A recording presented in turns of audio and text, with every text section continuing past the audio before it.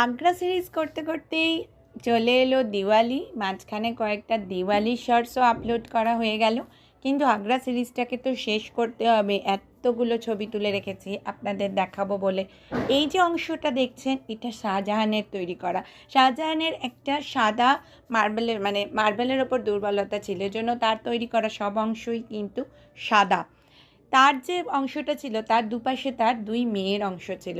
এই যে অংশটা দেখছেন, এটা গজনি গেট, এটাকে সোমনাথ গেটও বলা হয়। সোমনাথ মন্দিরের যে দরজা বলা হয়, ঔরঙ্গজেব ভেঙে নিয়ে এসে ওটা এখানে রেখেছিলেন। এই যে দেখুন, একটা কাঠের দরজা, যদিও বলা হচ্ছে যে এই ঘটনাটি কিন্তু সত্যি নয়, যে ওখান থেকে আসল দরজাটা নিয়ে এসে এখানে রাখা হয়েছিল, সেটি নয়। এখানকার হিস্ট্রিটাও এখানে লেখা আছে, ভেতরে ওটাকে দেখা যায়।